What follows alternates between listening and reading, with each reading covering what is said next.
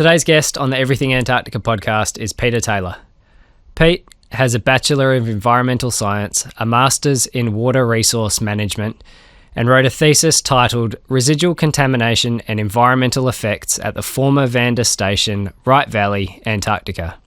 He's been a Senior Resource Management Advisor for Environment Canterbury, an Environmental Manager at Antarctica, New Zealand, and now works as a Group Sustainability Manager in the finance industry. He's a climate risk specialist, and today Pete talks to us about his fieldwork and research in the McMurdo Dry Valleys as a scientist.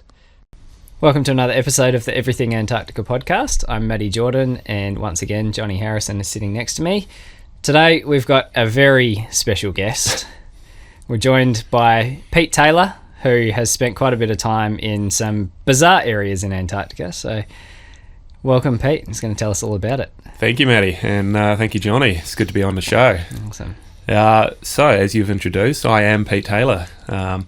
Been to Antarctica only 3 times. Total length of time, a lot less than you two boys. But I've seen some cool and bizarre areas in Antarctica, which I'm sure we'll touch on today.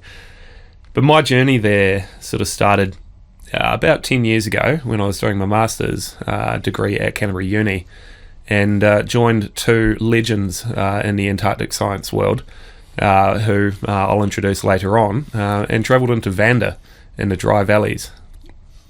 Cool. So Vanda, for those who don't know, was an old New Zealand research station, Lake Vanda? It was, yes. So New Zealand used to have Vanda Station as well as Scott Base, and Vanda Station was a tiny wee station. Yeah. Only wintered over 2 winters, and it was sporadically manned over summers. It was pulled out in the early 90s, and I went there in the mid-2010s. Okay, so at the point that you went south, there was no station at Lake Vanda. It was just no. You were there for science and research, but no station itself. So the buildings had been removed. Yeah, no station at all. And in fact, the old station footprint is now covered in water. Oh, right. What is there are a number of small huts and tent sites, but no permanent presence there at all. So those tent sites and the huts, they're there to support the modern science that's happening, so still connected to the New Zealand Antarctic program in that region. Do the US do stuff there as well, Lake Vanda? Or? Yeah, so the huts are New Zealand-owned huts, and primarily there to support our science, but the Americans do undertake science in the valley as well. And in fact, when I was there, we were joined by an American student who helped with our research, and we helped with his research on the lake as well. So what were you researching when you were at Lake Vanda? That is a great question. So one of the key aspects of the Antarctic Treaty System, and in particular the Protocol for Environmental Protection, is that you have to account for all of your sites of previous use. And you have to ensure that your environmental impact is managed throughout time after the activity is finished. So we went in over 20 years after the station was removed to have a look at what the ongoing environmental effects are, and we were particularly interested because the Lake Vanda has been rising in level progressively for the last 40 or 50 years, to the point now where it's flooded over where the old station used to be. So we wanted to have a look at, are there any contaminants in the soil, are there any impacts which are now entering the lake, which could potentially affect the lake's ecosystem. So to give our listeners and viewers some context, whereabouts is the Dry Valleys and why are they so important if we take a step back? So Lake Vanda is located in the Dry Valley, which is in the McMurdo Dry Valleys. It's an area of mainland Antarctica on the continent itself, whereas Scott Base and McMurdo are on Ross Island. And if you take a helicopter, it's about an hour's flight northwest. It's quite a unique area in that it's the largest ice-free extent in Antarctica. And it is that way because the air is so dry and it is so cold that it doesn't snow often. And any snow or ice that does form in these valleys sublimates and disappears. Doesn't get the chance to melt, it sublimates into the air. And so in the middle of the Dry Valley, you have Lake Vanda. And Lake Vanda itself is a bizarre lake. A very bizarre lake. And I'm sure you've got some questions pending. Absolutely, lots. Yeah. Just touching on sublimation. So that's the process of taking, I guess in this case, it's water in its solid state, i.e., ice or snow, skipping the liquid phase and turning straight to a gas. Is that correct? That is correct, yes. So sublimation happens under some pretty specific conditions where you need to be cold and dry enough where the temperature doesn't rise to the point where the ice can melt into water, but the air is dry enough that there is a vapor pressure deficit and the ice directly turns into its vapor form. Okay, so if this snow is not melting into water, you mentioned earlier on that the lake level of Lake Vanda is increasing. Where is that moisture coming from? So that is another great question. So Lake Vanda is what's called an endorheic lake, which means it sits at the bottom of its basin. So there is no outlet to Lake Vanda, and the water in Vanda doesn't escape via any river or any system. There is one river flowing into Lake Vanda, and it's actually Antarctica's longest river. It flows on average about a month every summer when the temperatures rise enough at the coast for the coastal Wright Glacier to melt and essentially feed the river, which flows inland towards Lake Vanda. And what's this river called? It is the Onyx River, Onyx. That is such a cool name for a river. So there's not many places in the world where if you were to follow a river, it wouldn't take you to the coast. This Correct. is one of the few spots, I suppose, isn't it? Yes, but also interestingly, Lake Vanda isn't below sea level. It's just a quirk of nature that it sits at the bottom of its basin inland above sea level. And going back to your sublimation thing, so if we are automatically having all of this snow essentially directly evaporating, sublimating straight into a gas, how is it that the water itself is actually still accumulating, and how is it that there's water present? So over time, up until about the 70s, Lake Vanda was in a relative equilibrium based on recorded history. So I can't tell you from more than 100 years ago, but each summer there would be enough water flowing into the lake that would match the amount of liquid loss through sublimation off the lake, and so the lake would sit at about an equilibrium. But post the 1970s, with of course climate change and global warming, we've seen a lot more meltwater come in through the Onyx from the melting of the Wright Glacier, which is coastal, to the point where the level of the lake has started to increase. And it's no longer matched by the outgoing, so the lake is no longer in equilibrium. So does the lake freeze? It does, Yeah. yes. Yeah. So the lake is semi-permanently frozen on its surface, about 2 meters thick. So if you stood me up, it's almost exactly my height. Very good. For those who are watching this at home, Pete is 1 meter and 98 centimeters tall. Almost 2 meters. But we call him 2 meter Peter. Yeah, What kind of science happens, and what is it that we're actually supporting, and how do you get some of these samples that you're looking for as far as trying to see what's happened with the ecology since the station's been removed up there? So the science that I was undertaking with my professors, both Professor Ian Hawes, a local legend in Antarctic science, and Professor Jenny Webster-Brown, another legend with decades of experience, we were drilling through the surface of the ice, so about 2 meters thick, to sample the lake water below, take core samples of the sediment on the lake bed in the shallow areas, but also to have a look at the ecology. And the ecology in the lake is quite unique in that it's populated by a number of species of algae and cyanobacteria, and these are semi-endemic to the lakes in the dry valleys in Antarctica.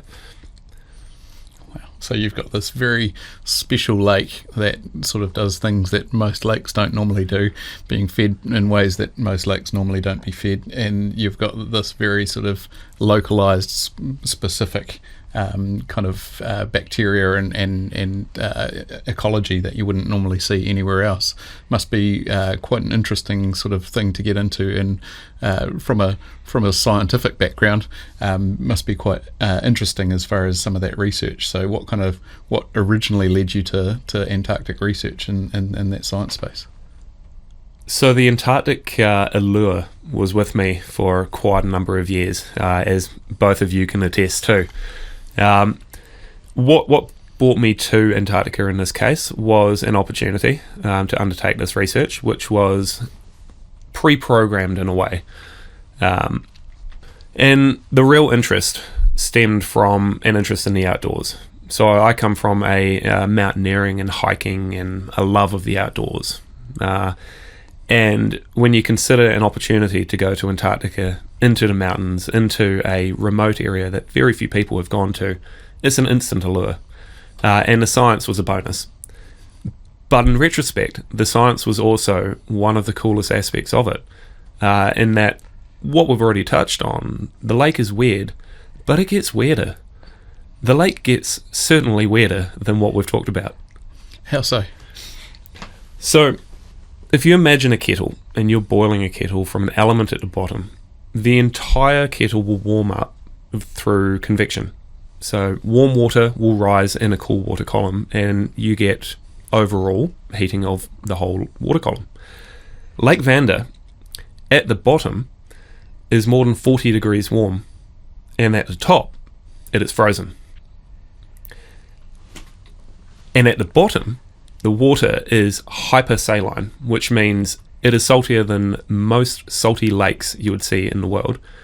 And it gets to a point called a chemocline, where you could draw a straight line between the salty hot water and the fresh mixed cool water above, and there is no mixing between the two, as if there are two Lake Vandas, one sitting on top of the other. It sounds like Inception. We're starting to get a lake inside of a lake. Inside of a valley, at the head of a glacier, at the end of a river It's being fed inland. I did warn you, it is quite weird. Above sea level. So I've heard of super high concentrations of salt previously in ocean settings, and that if fish or organisms sort of transfer between these, potentially that increased saline state renders them essentially incapacitated. Did we find any other sort of interesting scientific things there around what organisms are present right the way throughout that water column? Does it change, or do we find a consistency across that, and how does that kind of work and look? So in terms of the ecology, not really. There are very few species that live in the lake, so no invertebrates, no vertebrates, so no fish. It's mainly algae and cyanobacteria particularly. Cyanobacteria are interesting, and in this lake particularly interesting, because they're one of the oldest life forms on Earth, and then one of the most adaptive life forms as well. So if you were to look for signs of life off of Earth, cyanobacterial type forms of life form are what you'd expect to find. And the cyanobacteria and the algae obviously don't transfer between these two hypersaline areas and the cold, but do you find them in both areas? We didn't investigate that. Yeah. However, that's not to say you wouldn't find some form of cyanobacteria in the hypersaline part of the lake. They are a very adaptive species. However, we weren't looking for them in that area. Yeah. And there are a few scientists, I think Ian Hawes that you mentioned before is one of them, that does a lot of diving in the Antarctic. So is this lake something that people have gone diving in to investigate what's happening down on the seabed, or the lake bed, I guess you would call it? Yes, so Ian Hawes has dived in this lake, as well as a number of the other lakes in the McMurdo Dry Valleys. Ian's particular area of focus is looking at the biology in the lake. So investigating the life forms, their origin, and what they're adapted to in those lakes. Cool. And how are they this algae and cyanobacteria? Is it a self-sustaining ecosystem, or is it reliant on things like nutrients being fed into the lake from the Onyx River and the like, or do they just live there and they've got everything they need? They don't need to rely on water runoff or anything like that to replenish? That is a great question. I'm not entirely certain on the answer of that one, but I would imagine the onyx flowing into the lake will carry nutrients that it's picked up from the surrounding area. and it would be a form of fertilisation of the lake. However, Lake Vanda is what you would call an ultra-oligotrophic lake, which means it has a very, very, very low level of nutrients in the water column and exceptionally clear water as well. All right. So when you say that it's got a very clear look to it, does that mean that you can, from the outside, physically see where the separation between the hypersaline edge is, or is that too far down that we can't actually see it from above? It's too far down that you won't physically see it. Sure. And the ice on the lake as well is quite a particular hue of ice. Yep. So as we mentioned before, there's very little snow and rainfall in this area. And so the ice is not snow covered, so it's not white, it's not opaque. It is a deep blue coloured and fractured in multiple ways, and creates quite a visual spectacle. And I would encourage anyone to Google Lake Vanda ice, because it is a beautiful scene. And again, I think for painting the picture, when we talk about the McMurdo Dry Valleys in particular, like some of the strongest winds ever recorded in the world have been recorded in the dry valleys, and so this very sort of quite contrasting landscape that you have, essentially these giant valleys of rock, ice-free rock, and then you have these very contrasting scenes with giant mountains, with glaciers, with then you're saying this really deep blue ice on top of on a lake. It is quite a place of contrast, isn't it? It definitely is a place of contrast. And one of my favourite photographs I've ever taken in Antarctica was standing on the surface of the lake, about the middle of the lake, looking up the valley, where you've got the deep blue of the lake, the surrounding beige coloured hills, and then these hanging glaciers, which are trying to make it their way to the base of the valley, but are moving too slow and are sublimating at their surface, that they just can't quite make it. It's phenomenal, isn't it? Yeah. It's bizarre. Yeah. How long did you spend in the Right Valley at Lake Vanda? So it was too short for my liking. We spent about 10 days in the field, and on that trip it was about a 3-week total round trip to the ice. Yeah, so you would fly into Scott Base from Christchurch, spend some time getting ready, getting all of your gear prepped, deploy out to Lake Vanda in the helicopter, spend 10 days there, pack up, helicopter back to Scott Base, decant and clean up, and then depart from Scott Base back to Christchurch. Is that there? That was the gist of it. Yeah. We did have a rude awakening one morning in Vanda, where every night we have what's called the radio schedule, or the radio sked. So we check in with Scott Base, get the weather report, talk about what we've done in the field, health and safety, and get the weather report for the next few days as well. So we had signed off our radio schedule, turned all of our radios off to preserve the batteries, put them away in their box, and then proceeded to have tea and then go to bed. And at 6 a.m. in the morning, the helicopter arrived to pick us up. And here we were, opening the tents and having a look outside, thinking, what is going on here? And what we had missed was, after we'd turned all of our radios off, a new weather report came in with an incoming storm, and we got pulled out of the field early. Yeah. So it was a mad dash to unpack everything, put it all away, back in the helicopter, and back to Scott Base a day early. You really are at the mercy of the weather. You are. Yeah.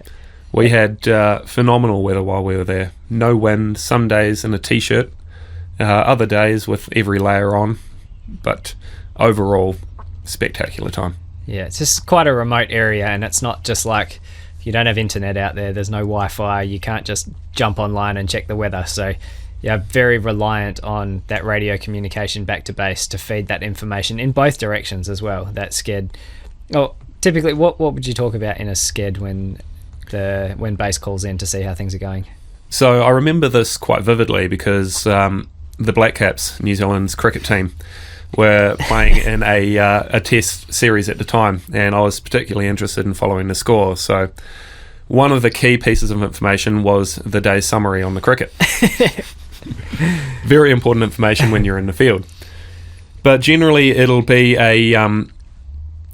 it'll be a weather check-in. It'll be a safety check-in, so checking in on the health of everyone in the field, reporting any potential injuries or any issues that may be arising from anyone in the field, and a general intentions for your next couple of days as well. So we would talk about heading back out onto the lake, traversing across to drill some holes and drop some equipment, and we would be talking about where and when we're expected to be at certain points, so that if anything does go wrong, any potential searchers already have the information they can follow. Yeah.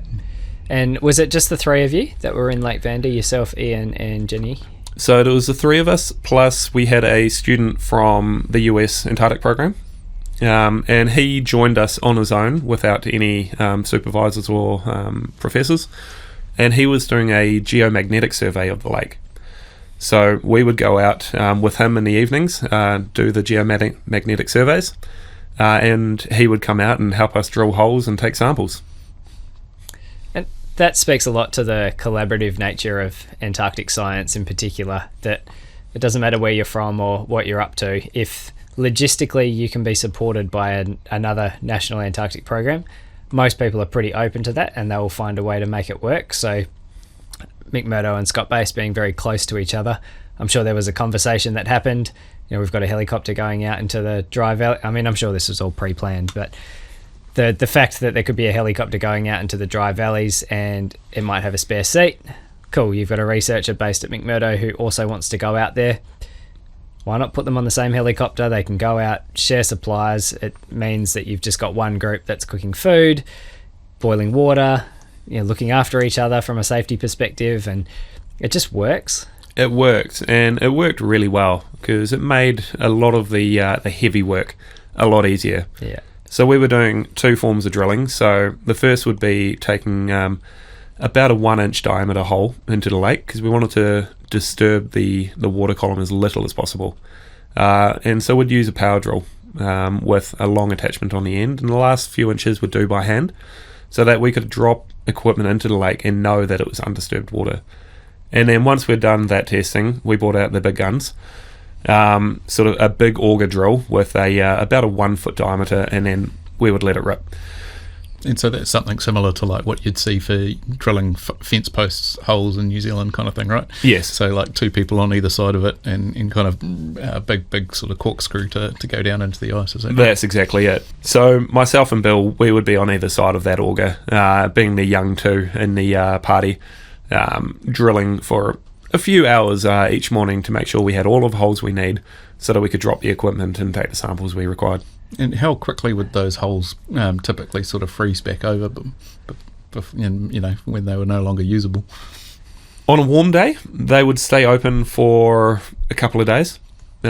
We did have a cold patch come through, so not much wind, but just a massive cold air came off the plateau and settled in the valley, where it got cold to the point where we were halfway through drilling one of the small holes, one of the 1-inch diameter ones, and the drill bit got stuck. So we were then boiling water to pour down the middle of the drill bit to heat it up so that we could reverse it out. Because in Antarctica, it's essentially unacceptable to leave anything in the field. So if you can recover something, you will definitely recover it. It's take only photographs, leave only footprints type mantra. I love the ingenuity that comes with Antarctic science. It's like you don't have access to a hardware store and things just aren't readily available. So you just make things work. And I love the idea of just boiling some water, pouring it down the hole. You know, that's enough to get it stuck. Whereas potentially back in New Zealand, you'd get a separate drill bit and you'd drill multiple holes around there and try and make it work. But if you've only got one, or you've only got one spare, or you're trying to preserve batteries, and you just make it work. You make it work. Yeah. I remember some of the equipment we used in the field, we designed and built ourselves at the engineering department at University of Canterbury. Some of the equipment worked really well, to the point where Professor Hawes kept it himself to reuse in future Antarctic trips. Yeah. Because sampling water at specific depths without any interference underneath an ice cap, it can get quite difficult if you don't have the right equipment. So we specially designed it all for ourselves. and that's part of it as well, right? You're drawing on these decades of experience from these guys that have done this for so many years before you, and so they can point you in the right direction. And a lot of the times, if you've got a problem, somebody else has either come across a solution for that, or they'll at least have some ideas of maybe try this or try that. And so it's kind of nice in that sense that you don't have to reinvent the wheel every time you go out, eh? Yes, yeah, and having that experience through Ian and Jenny was invaluable, because some of the ideas I'd come up with were wild and not appropriate to the field. Yeah.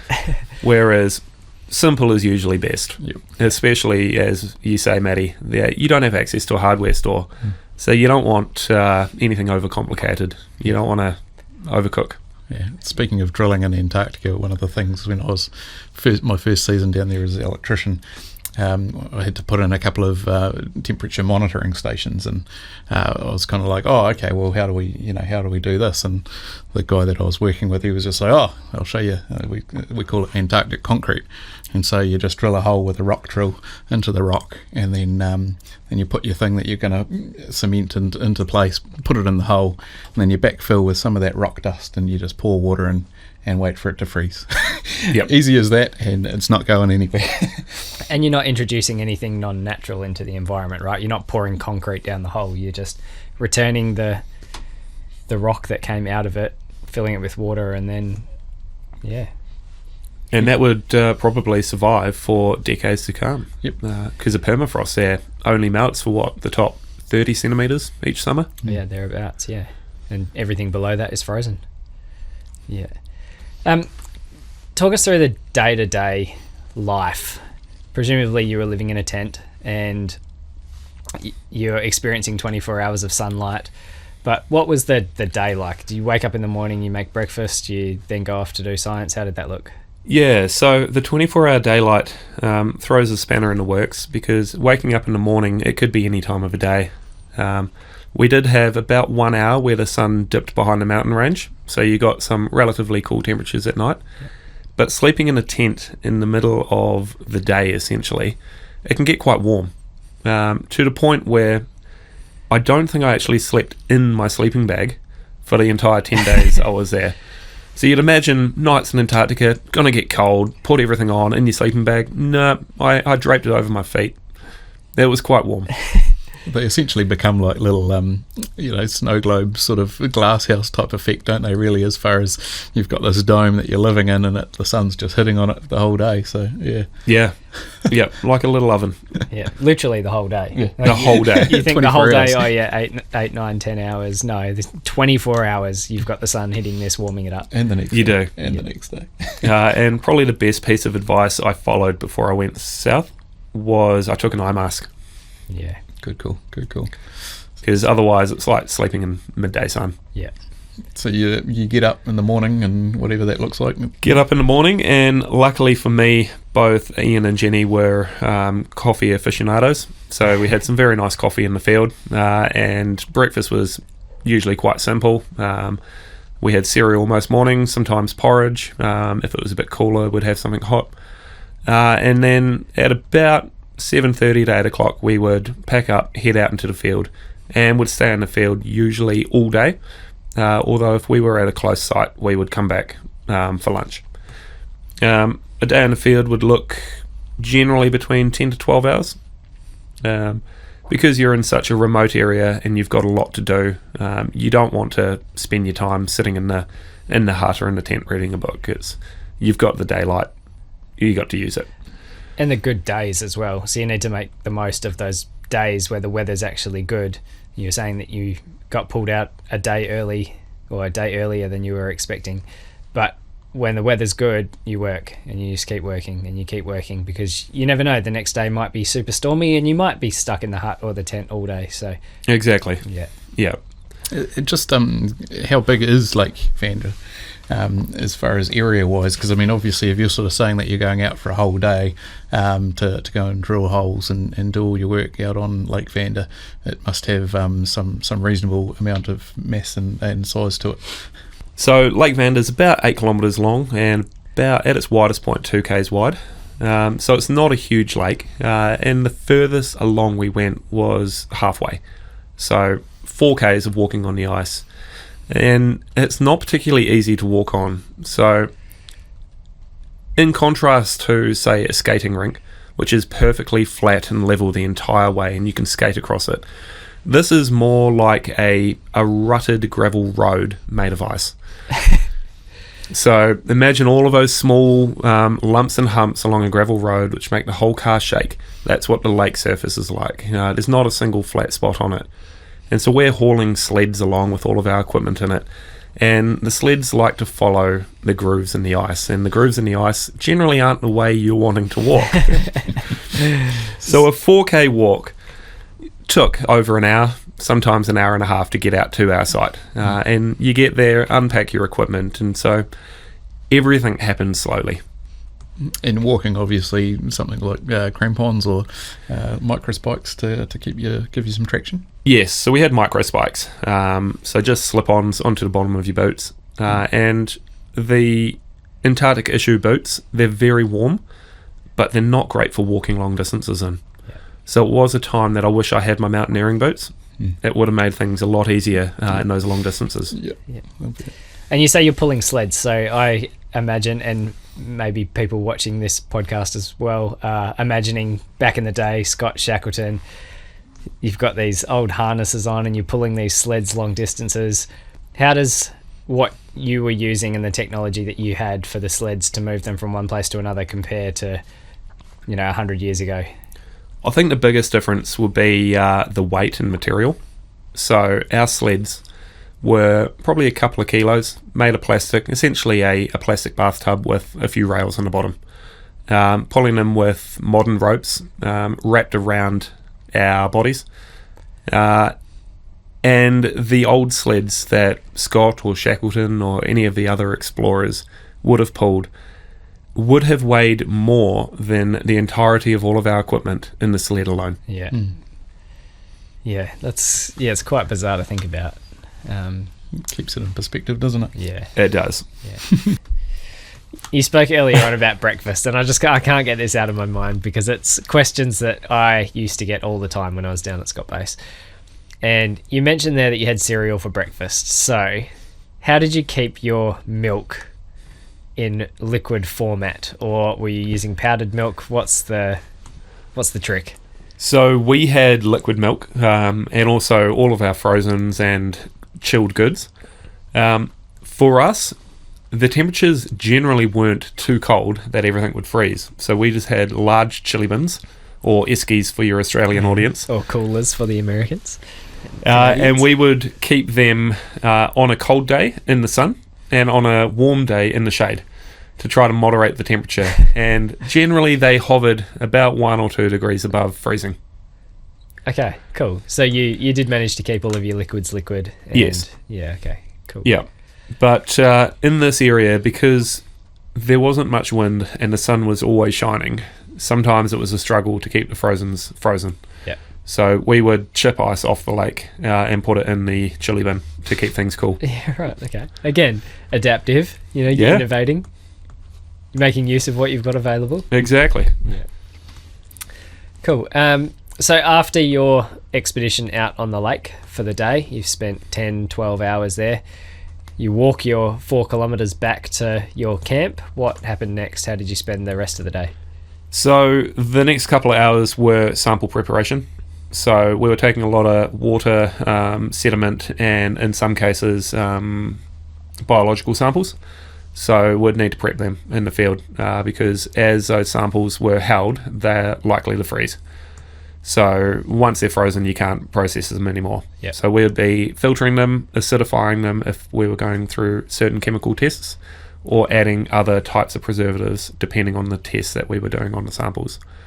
We would be ensuring that our inventory of samples was very well up to date, because all of these would have to be imported through a biosecurity permit back into the country.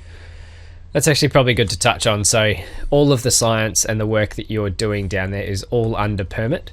So it's not just something that you can just rock up and grab a piece of algae and take it back to New Zealand, or grab a rock and bring it back to take it off continent. So all of this has been pretty heavily planned, controlled, permitted, and presumably at the other end, there's appropriate processes for disposal when it's no longer useful. And lots of reporting too, I can imagine. Lots of reporting. So the samples themselves, all of the samples were pre-permitted. In a broad sense, we couldn't tell before we go exactly how many water samples would take. So we would say in the range of, for argument's sake, 5 litres of water samples, 2 kilos of soil samples, and 100 grams of biological. And our permit would state that, and the permit would also have a biosecurity import licence associated with it. And once we got back to New Zealand, all of those samples would come through quarantine, and they would be automatically dispatched to what's called a PC2 lab, which is a controlled laboratory where access to it is, again, by permit only. Cool. That's pretty cool. So then after you've done your sample preparation and got all those things done for the evening, what's kind of next on the agenda after that? Next on the agenda is dinner. Dinners were your hearty meals. So your good family-style meals, similar to what you have at Scott Base. Yeah. It's around building your morale back up, ensuring you got a full stomach, and that you'll sleep well. Also on the agenda was a beverage of some description, be it a tea, a beer, or a wee whiskey, which we smuggle into the field. Essential rations. We've spoken about this before, but meals are the time when everybody gets to come together, gets to talk about their day. In the case of Scott Base, you chat to people that might be able to help you. This is where you ask for assistance for the following day. You start making plans for what you're going to do. I'm assuming in your case it was pretty similar. So you'd sit down for dinner, you'd have a chat about what you might be doing for the following day, which would then feed into the sked and the radio check-in with Scott Base, because you've had a chat about it, you've spoken about what you're going to do, you've got plans in place. But generally those meal times are when everybody comes together, you get to bond, you get to learn about each other. And I know in the case of Scott Base anyway, the people that I've sat down with and eaten meals with and spent that time with, away from distractions of phones and modern technology, you get to know these people arguably better than you know some of your closest friends and family, you know. In our case, having only 10 days in the field, the time there isn't quite enough to get to that deep level of understanding of your colleagues. Whereas if you'd spent a whole summer in tents with a small meal hut, you definitely would. But you're right in that each meal time was a time to debrief, unwind, plan the next day, and just do an overall sense check on how is everyone feeling, what do we need to look out for, and just maintain that general well-being. Yeah. So at this point, are you starting to get pretty smelly a few days in, or how do you, what's the kind of, you do your best efforts, but fortunately there aren't too many people that need to smell you out there? Yeah, not many people to smell you out there, and this was where one of the second pieces of advice came in, was take a packet of wet wipes, because there's your field shower. Yeah. So you'd ration them every 2 or 3 days. You'd have yourself a shower, where you just wipe yourself down, put them in the rubbish bag, and back with the smelly clothes on again. Yep. And that was always one of the ones that we'd find when people came back in from the field, back to Scott Bases, that you'd end up having this, okay, somebody's returned. You can just smell this. There's the smell going on, and often I think there was just a great sense of relief when you get back to Scott Base and you can kind of actually have a proper running shower for the first time in however long. Is that right? Yes. It's almost like in the cartoons where you see that green smoke with the bugs flying around. Yeah, as following you walk around. Yeah. So that first shower after the field, only 10 days. So I can't exaggerate, but it's a great feeling. Yep. Yeah, the feeling of being clean after so long. Yeah. So, and then after you've kind of gone through your evening, it's pretty much just get ready to go to bed. Or you sort of touched earlier about in the evenings you'd go out and do some more work around on these geomagnetic surveys to help the American colleague. Tell us about that. So when the conditions allowed, our American colleague and us would head out with these magnetic rings and would be doing a magnetic survey of the lake. So trying to understand the conductance of the lake and the surrounding geology. I'm not entirely sure what the research was feeding into, but it was interesting nonetheless. Yeah. It wasn't just some have that he was just coming around to sort of, oh yeah, we'll go and walk on this lake with some rings and yeah, we'll have a good old time. Well, the rings almost look like hula hoops, so I'm not entirely sure. we may never know. That's cool. So, and then I guess, come towards the end of it, you sort of said before about a somewhat rude awakening of this helicopter arriving earlier than you anticipated. What was that like as far as, you get all your stuff onto the helicopter, get back to base? What's your kind of close out to your project kind of look like? So when you arrive back at base, the helicopter gets unloaded and everything goes into the Hillary Field Centre for demobbing. And from there, the key priority is samples. So make sure your samples are temperature controlled and also signed in and out of the right freezers, because the last thing you want is to lose your samples, because then that's a very expensive 10 days gone to waste. After that, you're cleaning your gear, putting your gear away, generally tidying up, signing back into the base, and within the next day or so you'd have a debrief with some of the managers on base as well. Yep. Cool. That debrief goes through how successful the science was, how well supported you felt in the field, did you have all the right gear and equipment, was it well planned, and then make a plan for heading back to New Zealand, right? That's essentially it, yes. So before you go into the field, you have your field objectives, which are logged with Scott Base. So you make sure you've hit your objectives, and then, touch on the support that you received. And then the health and safety aspect is quite a strong focus of it as well. Make sure that were you well prepared to do your task safely? Were there any incidents? And what were your learnings from those incidents? Cool. Yeah, that process of continual improvement is really good. And I think people across all Antarctic programs and, more broadly as well, generally having a review at the end to look back on what went well, what could we improve on next time, and taking the learnings from that into future seasons, especially for those people who keep returning year on year. They learn more, and then future expeditions become safer, more efficient, better planned, all that sort of stuff. So exactly, great yes. to learn from. Yeah. And then your samples, you just take those back with you as hand carry on the plane, or how does that all work? So they were on the same flight as us, but not as carry-on. So they were essentially in a chili bin box, and on arrival they would go through the biosecurity screening at the airport, and then onto a courier straight for delivery to one of the laboratories at the university. Yep, cool. That's pretty exciting. And did you end up seeing your samples back in the PC2 lab after you'd sort of taken them and kind of, reminiscing on, those ones there? Yeah. Oh, yes. All of them had their own little name to them. GW1 through 8. Mid, bottom, top. Yep. All of the names. Yeah. So I was trained into a PC2 lab, so I had access to the labs, and a lot of the chemistry I did myself. Some of it we outsourced to other laboratories who had the right screening, and then after all of the analysis, it just came to understanding our results and writing up my thesis. Yeah, cool. Well done. So what was the thesis on?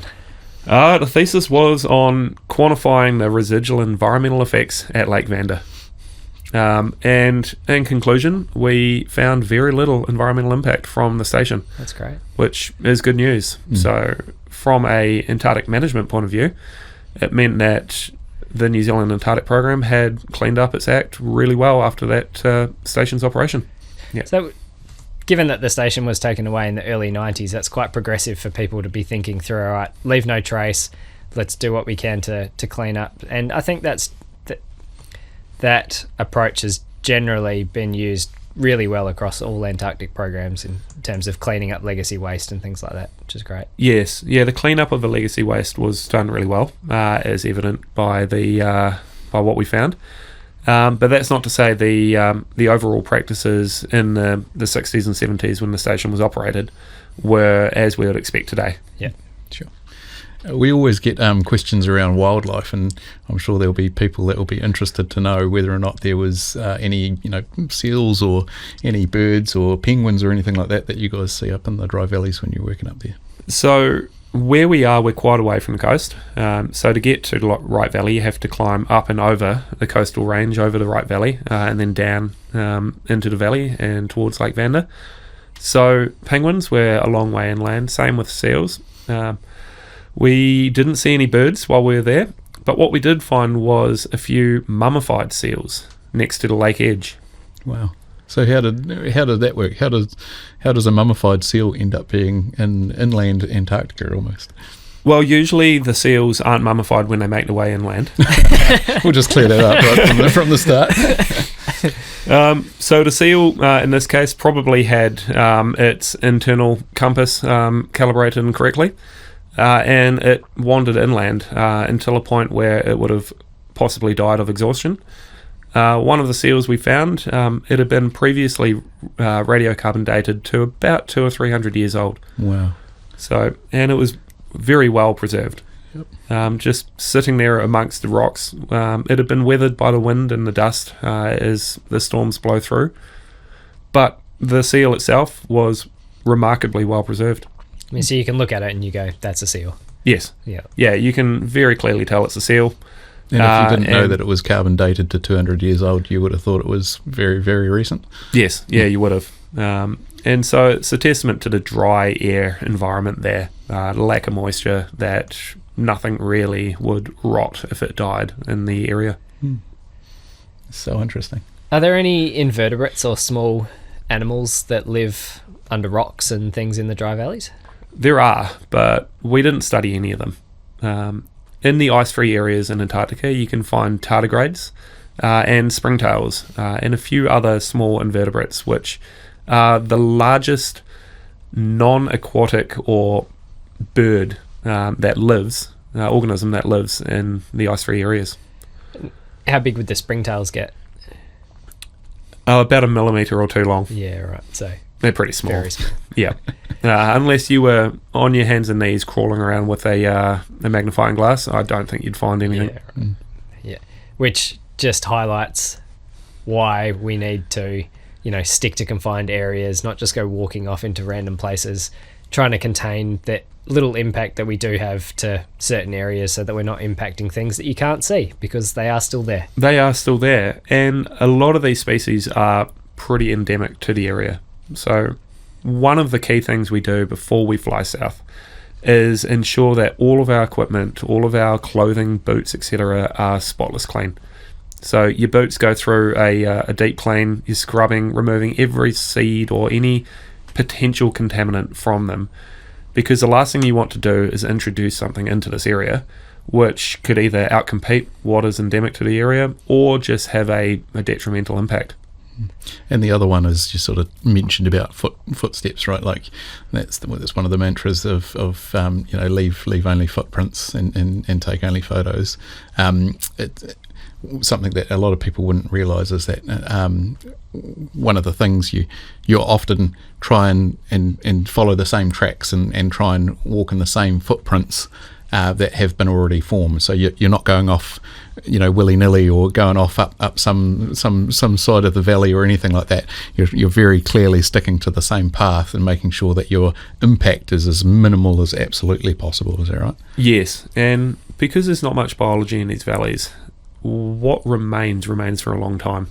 So there's been recent studies in the dry valleys using high precision drones to map the surface level of the ground throughout the area, and you can quite clearly see footprints and paths throughout the dry valleys through the change in level of the ground or the compaction of the ground, and those footprints will remain for a long time.